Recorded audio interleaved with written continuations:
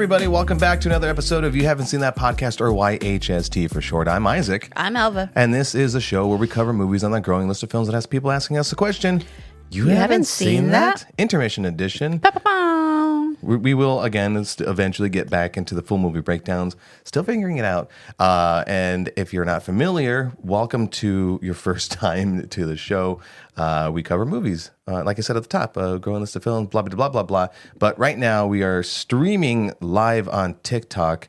Alva, tell people where they can find us in the future next time. They can find us at FOREHED Films. That spells out Forehead Films. And, hit the notification bell. Stay tuned. Keep an eye on our stories. We typically stream every Sunday, except for next Sunday. We're going to be skipping that. We got one banked, so we can take a little breather. But it's a holiday season, and, we got to take a little breath here and there. At the time of this recording, though, if you're listening to in the future, I'm not listening to the future. Ooh. Do you have psychic powers, people? Let me know. If you're listening to this in the future, we're recording the weekend of Thanksgiving. I hope everybody had a good Thanksgiving. I'm still stuffed. I'm still feeling it, man. I had to work on Saturday, but boy, oh boy, can I use a lot more sleep. Anyhow, because it was Thanksgiving weekend, we didn't consume a lot of movies. We did rewatch The Substance with my sister last night, and that is such a fun watch the second time around. Creepier the second time around. What'd you think? But we did rewatch Wicked. I'm so glad that we rewatched Wicked on Black Friday.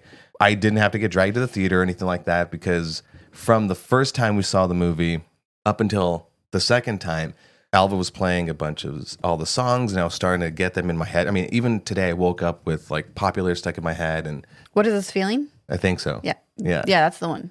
My God. So I've said it before, musicals are on really the bottom of my list for movies to go around out and check out. But rewatching this as a non-musical lover, I guess, for lack of better phrasing, I got to enjoy the music a ton more.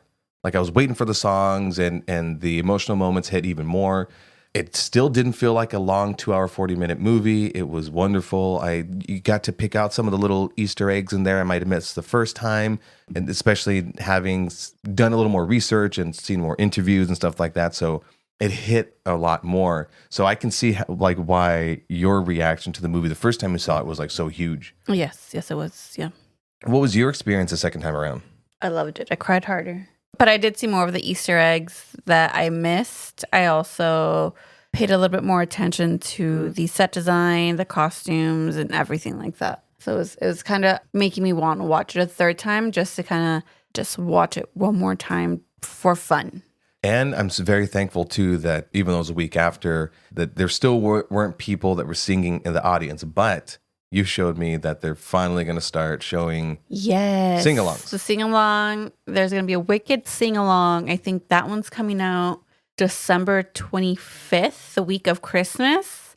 I'm just not sure if it's going to be at every theater or just select theaters, but I'm pretty sure I can let you guys know once I find out. Did we miss any fun? You know what? Let's talk about the box office of that movie as of this recording. I mean, if you're keeping an eye on any of the headlines, any of your Instagram, social media posts, it's just Wicked takes a box office again. Wicked beats out such and such. Wicked, wicked, wicked. Because I know now this week, since Moana came out, that might have... Barely, though. Barely. Yeah. It was the highest grossing movie based on a Broadway musical, definitely, for sure. Did it beat out Into the Woods? I tried to watch that one. I so. couldn't. I had to shut that one off. Into the Woods. Sorry. It did make worldwide $358 million. Hell yeah, man. I know the budget was $150 million. Did better. I'm expecting that movie to continue to grow in the box office, and rightfully so. Like I said, we were watching a documentary as we were setting up for this episode, and it was the documentary on the making of Wicked, and one of the most emotional parts of that documentary was Cynthia Erivo and Ariana Grande trying out for the roles, and them caring so much about it, even in just the talking about it, or when they finally got the part, they were crying. And that's why I feel like the movie worked amongst a million other things. You want something that people hold dear to be taken care of from the director to the casting, every little tiny bit. I mean, Christ, between then and now, I learned that like the opening scene in the Munchkin Land, they actually planted 9 million tulips? Yes. Poppies. No, tulips. Tulips, okay. I'm still not going to watch it a third time, but if you haven't seen it, go see it. I'll make you stream it a third time. This movie had like, I think the longest of it being made. It started like in late 2022. And because in 2023, because of the strike, it stopped. So then it finished finally filming in January of this year, which was a couple years to make. The fact that it stopped and then picked up and it was still an amazing, phenomenal movie. It's a phenomenal movie. That's amazing. That's a testament to the work that went into it, because there are times where, you know, people lose that momentum because of strikes or whatever else may happen, and the movie just goes right out the window. Sometimes you can kind of tell when that switch happened. But anyways, Wicked, we love it. Go freaking watch it. Man, really do find the time. Anyone that's in the chat and anyone listening, God, please do find the time. It's an amazing movie. And this is me, someone who's not really into musicals. We're still not going to be able to see in the Pantages, those bastards. It's okay. That's your grudge. Yeah, whatever. I think there's a theater in OC that our fan was telling us about. So, all right. So we haven't talked trailers in a while. We did watch Moana 2 today, this morning, but you know, we wanted to cushion this episode, our discussion, with going back to like trailers and talking about the movies that maybe we're excited to go see, and maybe some of them that we're not. Which I'm glad that we're cushioning it with trailers, because spoiler alert, after we saw Moana 2, I was like, what the fuck are we going to talk about? So we'll get into Moana at the end. So making you stay tuned. That's what the radio shows do. Okay, let's talk about like a non-cartoon movie, because everything else on this list is basically like cartoon-esque. So there was a movie coming out. Oh, I forgot who directed it. But anyhow, it's coming out in January. I want to check it out because it's an interesting concept, and it's called Presence. And basically, it's the story told from the perspective of the ghost haunting the house. Now, there was a movie. That's new. Ish. There was a movie that came out a few months ago. I still didn't get a chance to see it. It might still be showing on Shudder, and it was called, why did I just blank out right now? What do you think of that? The director is Steven Soderbergh, whatever.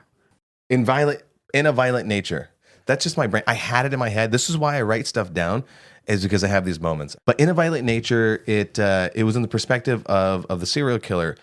I heard it was a miss because, you know, a lot of horror films and suspense and thrillers are told using, you know, viewing things from the perspective of not the killer, from the victim, so to speak. Mm-hmm. I'm still want to go check. I still want to see it because it's just such an interesting concept. So I'm just very curious how this movie is going to play out. There wasn't really a lot revealed in the trailer. Like, you know, you're just sort of this fly in the wall floating through the house, and you're like watching. It's. I liked it though because it sounds creepy though, like in a bad way. Well, no, because like if you're thinking about it, it's about what the ghost in the house. Uh-huh.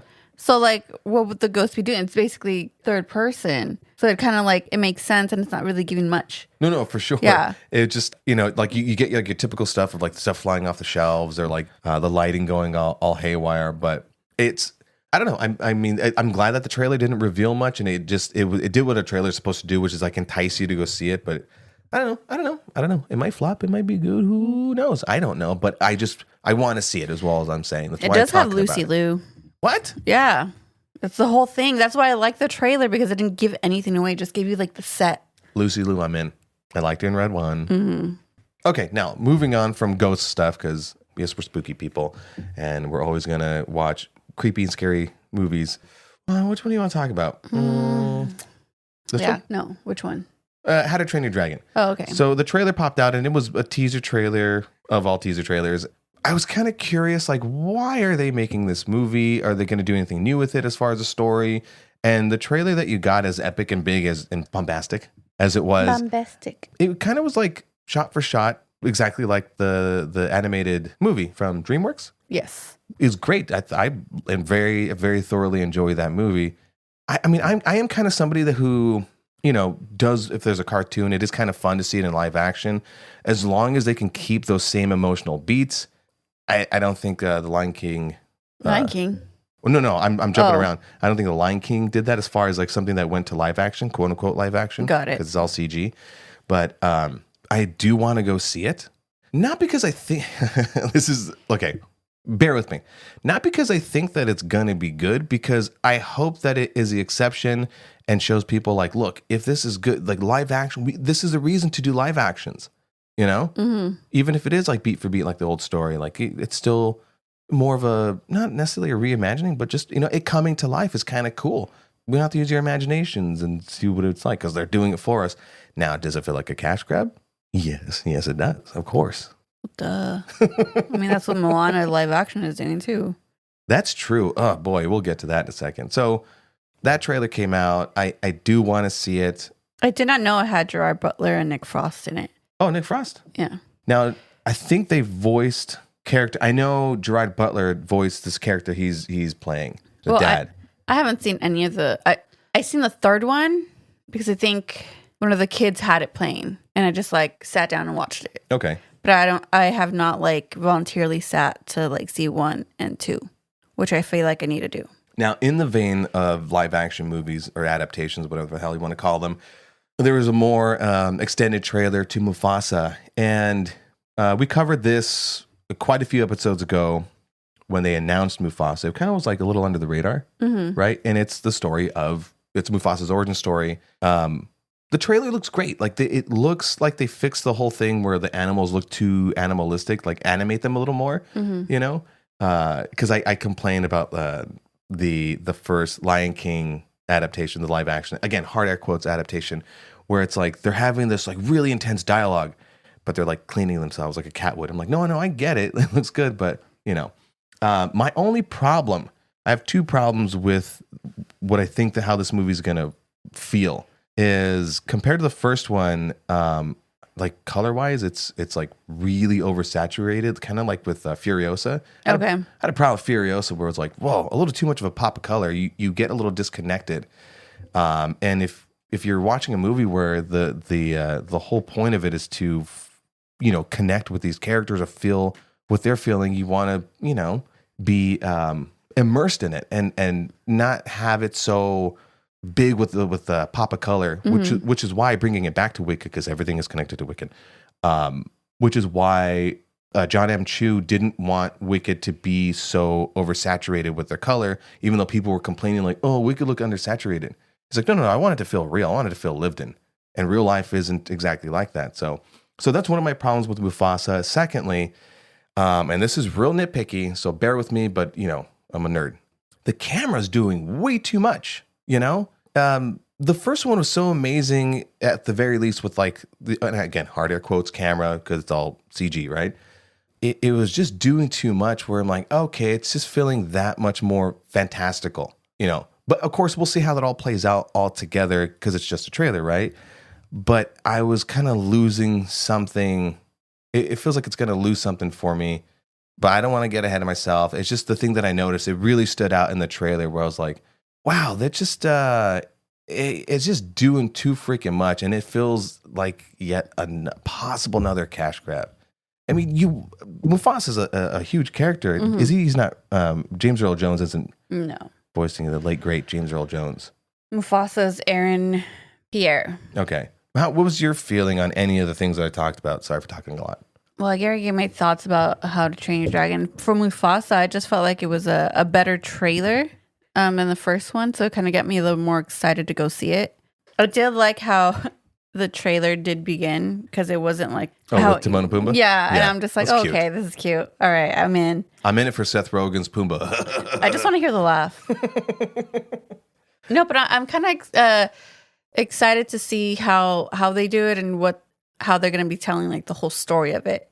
Yeah, where did that separation happen from Scar and Mufasa? So I don't know. We'll see. Next on the list, Minecraft. I don't want to see this one. Even from the first trailer, I was like, "Whoa, they're making a Minecraft movie. Surely that can't be good." And it doesn't look good. I did not know that they were making a Minecraft movie until I overheard you and your brother talking about it Thanksgiving. And I'm like, Minecraft movie? What? I'm like, this is not for me. This is not my audience. Definitely. Another thing to lose me is Momoa, Jason Momoa. I've said it before. I'm way over Jason Momoa. I don't think he's good.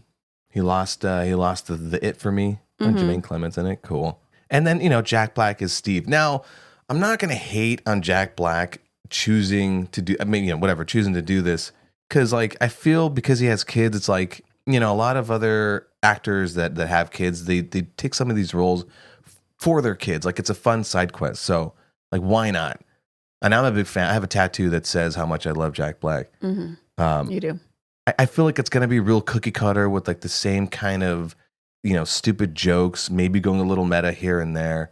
I haven't played Minecraft. I don't know if the people who played Minecraft can be like, oh my God, they really did a good job with Minecraft. I don't know. That's one thing that I'm just like, we're going to have to find out.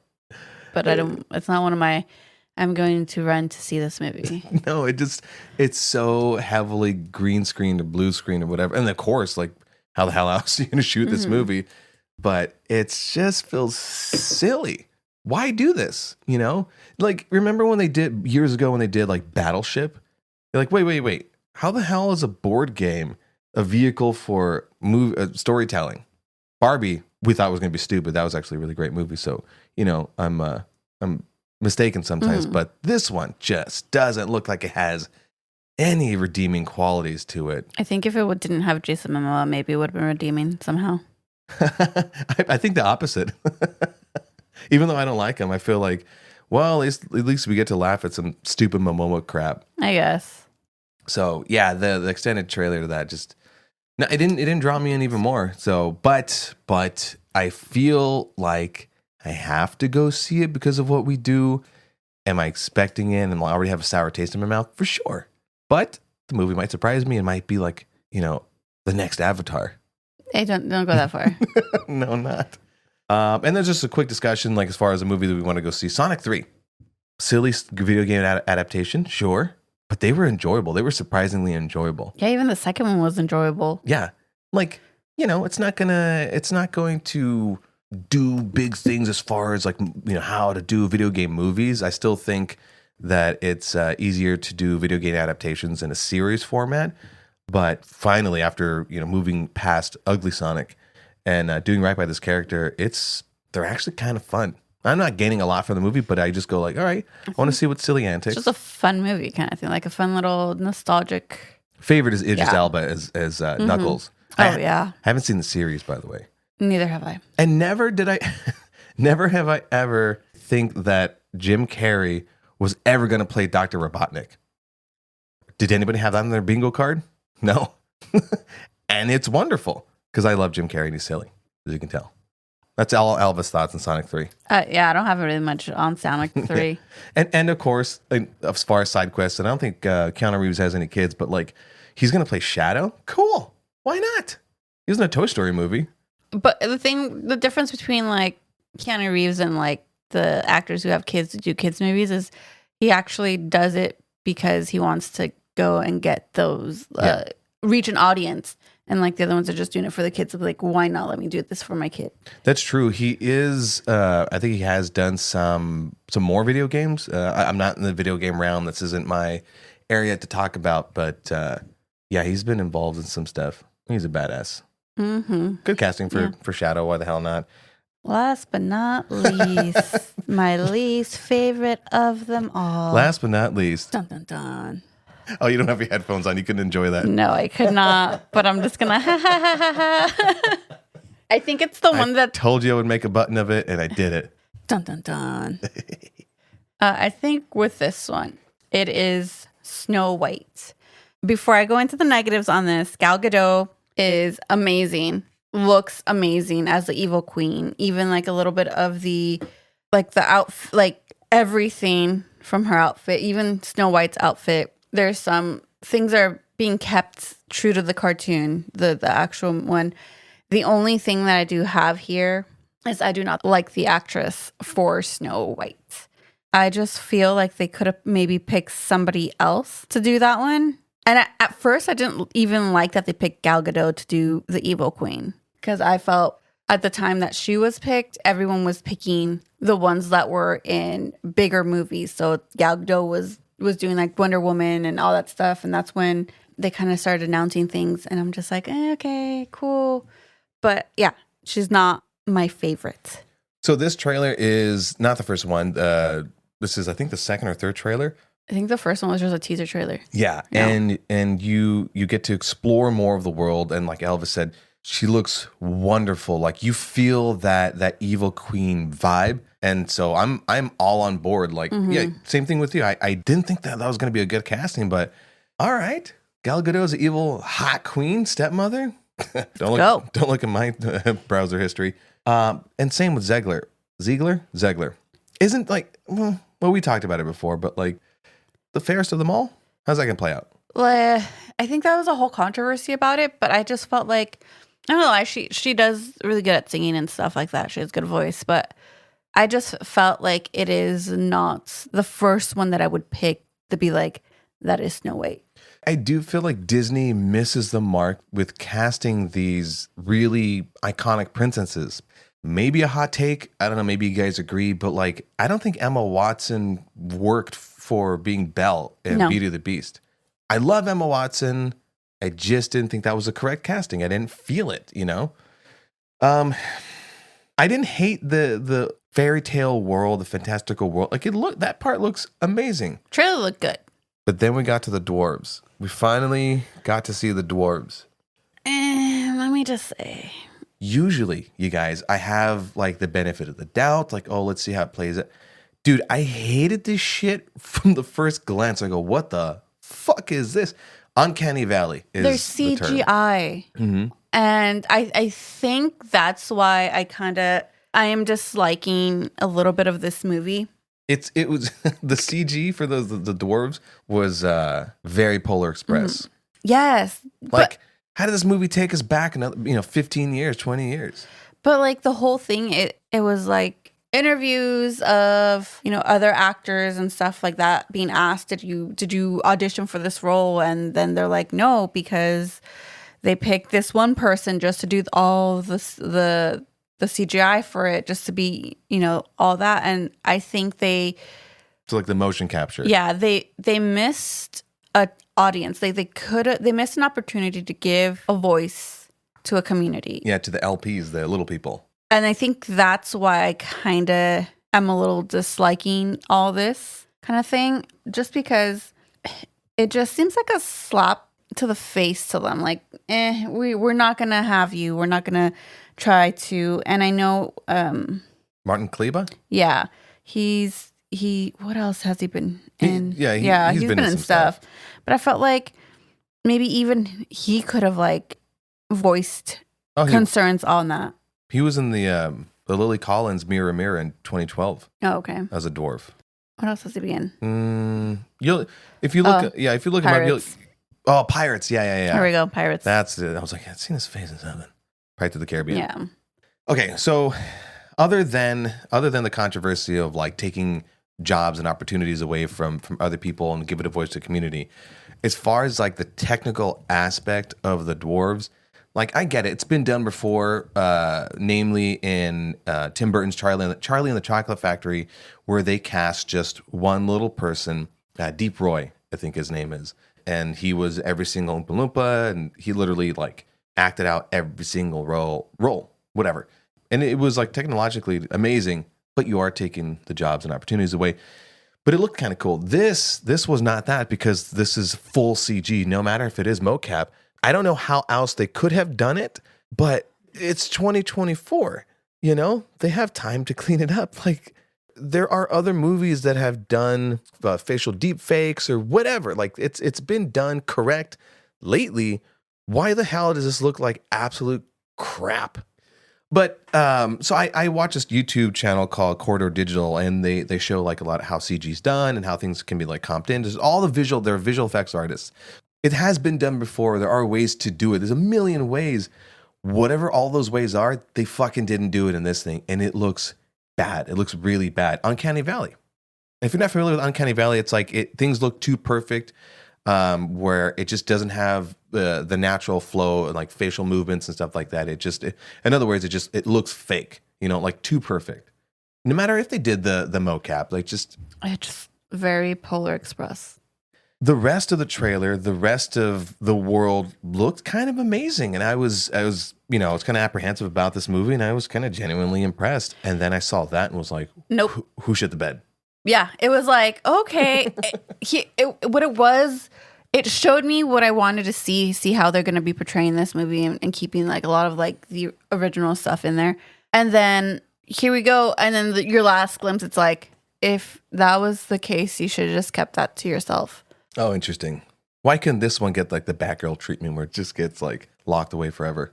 But I feel like I still have to see it just to see how it goes. Yeah. So that one, I guess excited is not the word, but because man, I really want to see Gal Gadot just fucking kill this role. Oh, for the evil queen. Yeah. Gonna have some new searches. Ew. Okay, let's talk about another Disney movie, the one that we saw today, Moana 2. What did you know going into this movie? What were your overall thoughts and feelings? Because we did cover the trailer. Yeah, I didn't know what the whole storyline was going to be or anything like that. I didn't know. Did you like the first one? I did like the first one. I think we saw the first one twice, maybe. I don't remember. I know we saw Frozen twice. What? We saw Frozen 3 times. Yeah. I think I was just excited to just see it again, but I just didn't.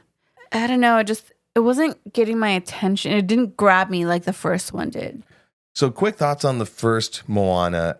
It was visually stunning. It was a very beautiful movie. The story was lovely. I like when Disney isn't just telling like this quest story, but like a story of discovery, with the backdrop of like this beautiful, like the Polynesian people and whatnot. A little bit of a history lesson. I don't know, whatever. But, and you get, Dwayne Johnson singing, which is whatever. But like it looked, the first movie was stunning. It's just a stunning movie. I freaking cried in it. Is there a movie I'm not crying in? I didn't cry in The Substance. And so we've seen when we saw the trailer was done well for part 2, and I was like, oh man, looks like they're going to hit those heartstrings, whatever. So I had that mindset going into it. I think like immediately from the start of the movie, something felt off. Something felt disconnected already. It was in the actual animation itself. I was like, wait, why does the animation feel cheaper? Now it's not bad animation, but if you're comparing it to the first one, and if you do a side by side, you're like, oh, dude, this feels a little rushed. And after we've seen the movie, I discovered that Moana 2 was not actually supposed to come out as a movie. It was supposed to just be a whole series on Disney Plus, which explained a lot. I wish they would have kept it a series, because I think I would have been so much better. You can explore certain characters better, because they introduced new characters. And I felt I couldn't connect to those characters that were being brought on. It was just like, here's new characters. These are the names. And there you go. But it's like, how are these all connecting and everything like that? And I think also the music didn't really connect with me as well. Like the first, like it didn't want to be like, what's it called? Like how Dwayne Johnson goes, you guys can sing during Moana 2, it's fine. That's what it's for. And I'm just like, there is no songs that I'm hearing that I'm going to like be catching my attention to be singing. He said that in response to Wicked. Yeah. He's like, no, you paid your hard-earned money. You should go sing. It's like, no, dude, do that in a sing-along. People that haven't seen the movie, whatever. In the first movie, there's this turmoil. Something has to get resolved, as well as like, this quest to be had, and these backstories and emotional layers. This didn't have that because everything's all fine. And it does pick up. I think it picks up like 3 years after the first one. Yeah. And everyone's all good and dandy. So like there's no character exploration as far as like Moana's character is concerned, as far as Maui's character, not even the people of the village. No one. It's just like, no, we're all good. We're just gonna, team up and then go do our quest. It didn't exactly, I wouldn't say it felt cookie cutter, but they did hit a lot of those same beats, because everyone's like, okay, well, everyone liked Hey Hey and everyone liked Pua, so let's make sure we throw them in there. Love Hey Hey. Alan Tudyk. Yeah. The lazy writing. It felt like lazy writing. Now, Isaac, it's a kid's movie. No, I know. And Disney does a really good job of like making Disney movies feel very deep and bigger and enjoyable for And having like a deeper freaking meaning. The kids don't see it until later on. Like, damn, why am I even crying in this movie? Didn't make me cry. No, this didn't have any of that. It was a fun movie. Yeah, you know what? Yeah, it wasn't a bad movie. It wasn't a bad movie. If you have kids, you take them to go see it. It's great. It's fun. You're like, oh, that was cool. I chuckled and that's that. But just, I took nothing away from this movie. And that was that. I wasn't bummed that I want to go see the movie. I didn't feel like a waste of time or anything, but I was like, oh, okay. I felt like I could have just streamed that at home. Yeah. Yeah. It wasn't like I needed to run to go see it in the theaters. Mm-hmm. Like, was it like Frozen and Frozen 2? Yeah. So it makes me a little scared of like, oh, wait. So if that's how they're going to treat this property that everybody loved, which was, it felt rushed. Like, are they going to do that to the live action Moana? Is there going to be a moment where we just need to stop doing the whole live action thing? Or we'll see where that goes. Or stop with sweet sequels. Because I'm excited for Frozen 3. Frozen 2 freaking killed in the box office, dude. There's a Frozen 3 coming out? 2. Yeah. I mean, they kind of like had open-ended like that. I must look this up now. But yeah, it was an okay movie. There's nothing more to talk about. That's why I said at the top of this, I was like, dude, I'm so glad that we're cushioning this episode with trailers and stuff. And there is a Frozen 3. Yeah. The story is not done yet. No. I think the only like live action one that I am looking for is Stitch, Lilo and Stitch. Okay. And I really hope they don't mess that one up. I really hope. But I hope they don't mess any of these movies up. Yeah. Pua, the pig, I felt like is my second favorite character, but Hey still holds the number one spot for me. I don't know if it's him being chaotic or just ditzy or whatever. They did, by the way, they did abandon the very end of the first movie where it's like the people rediscovered, the kind of people that they are. They're adventurers. They're out to go discover. And then where this movie picks up, it's like, no, they're staying back on the island, and then she's doing the exploring. Mm-hmm. There was some beats that felt cheap. They were really trying for it. They're like, well, people like that in the other one. Let's throw that in there. It's like they were cooking just right out of a recipe book, as opposed to just like with their feelings, and it didn't feel artful. Yeah, but the kids will love it. There's a bunch of kids in the theaters, and it was fun to hear them like Moana. Oh my God! They have to enjoy it. Yeah, the whole we see like today at 11, so it was mostly like parents taking their kids to go see the movie. It was. I think this is the only time that I do not mind that people are talking. Could you imagine? Could you keep your kid down? Yeah, I did not mind it. I didn't mind them, eating snacks and having all that. Because I am watching a animated movie. Mm-hmm. Disney animated movie that a lot of kids like. In other Disney movies, I never had that feeling of like, oh, I'm watching a kids movie. This one felt like, oh shit, we're watching a kids movie. We should have streamed it. I do want to buy the Hey Lego set though.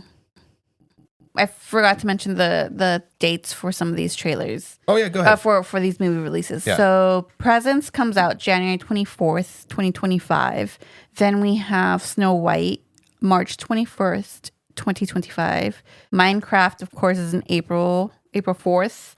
And How to Train Your Dragon is June 13th. And those are all the ones that are coming out next year. The one that is coming out this year, this month, is Mufasa, and that one's coming out on the 20th. Okay, so let's play our Rotten Tomatoes game. Hold on. This is a segment of the show where we have the other person guess what the Rotten Tomatoes score is, just for fun, shits and giggles. The score from 0 to 100, 60 being fresh. And Alva, I ask you the question, what do you personally give Moana to? I give it 67, just for Hey. And what do you think critics rated it, and what is a popcorn score? I think critics might have rated it like a 60. I say they gave it a 63. Audience maybe gave it I'm going to give it a little bit more, like a 68, 70. You were really close with the critic score. Critics give it a 65, so barely fresh. Okay. An audience, I imagined, I kind of figured this was the score, 87. The audience liked it a crap ton more because, like I said, it wasn't a bad movie, and it's enjoyable. It's a popcorn movie, but I'll probably go rewatch this movie again if it streams, just to see if I like it the second time. all right. And that was our Rotten Tomatoes score. I'm going to hit you with a little bit of trivia. Okay. Why the hell not? Let me go film at life right now. All right, now this is the second segment of the show where you get to watch Alva freeze up because she sucks at I have trivia. test anxiety if mind blanks everything. I don't know how I made it this far in life. All right, just a few questions. Why not? And then we'll make you feel good about this. Okay. So this is Disney oriented because why not? Crap, here we go. Everything's gone in my brain. What food is Tiana famous for in The Princess and the Frog? Beignets. Which Disney movie features a character named Baymax? Big Hero 6. See, these are easy. What is the name of the demigod who accompanies Moana? Maui. Look at that, making her feel good. What is the name of the teapot character in Beauty and the Beast? Oh, Mrs. Potts. Who composed the music for The Lion King? You asking me this question. I'm not gonna know this. I'm gonna know this. No, I don't, but I'm gonna beat myself up for it. Blank. Elton John. I knew it. See, they told you. Who voices the character of Elsa in Frozen? Elsa? No, it's No. I asked you the question because Dina Menzel? No, it's Adele Dazeem. Oh my god. Which Disney animated film was the first to receive an Academy Award nomination for Best Picture? Snow White? No. Wait. You know this one. Oh. For Best Picture? You already guessed it wrong. It's Beauty and the Beast. Damn it. In what year did Mickey Mouse make his first appearance? Exact year. Exact year? Wow. Oh my god. Sorry, guys. 1928. Well, you didn't give me Ow. Fucking A. I think I'm going to have her put the headphones back on. Christ. Two more. Who is a composer for the music for The Nightmare Before Christmas? Oh my god. I need to put a timer on this thing. Danny Elfman. Okay. Yeah. What is the name of the chef in Ratatouille who aspires to be a great chef? I don't know this one. Despite being a rat. I don't know this one. Remy. Oh, here. Okay, fine. Let's end on a good one. What is the name of Pocahontas' pet raccoon? Miko. And there you go. Do you feel good about that? No. You got a lot more right than wrong. Yeah. I'm disappointed at the ones you got wrong, though. Elton John, yeah. I told you I was gonna. You went too fast. My brain could not process the question before I can even give you the answer. All right. Well, that was a whole crap ton of fun. You know, I'm up in the whole production shit on this. Was this annoying? It's fun. Fuck it. Who gives a shit? I ended that too fast. All right. Let's wrap this crap up. Okay. I hit the wrong one. I got it. There we are. All right. Thank you, everybody, for joining us on the live and listening to my silly little podcast.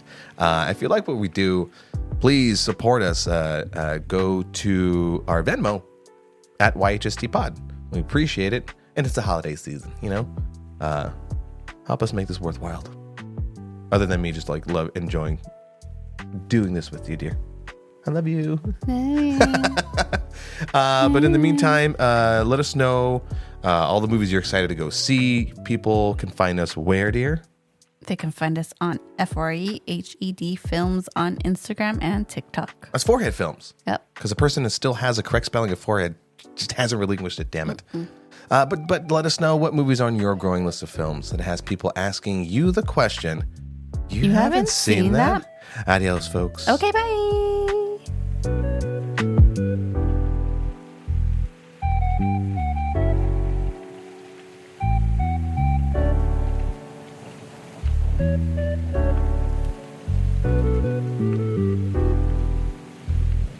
Thank you.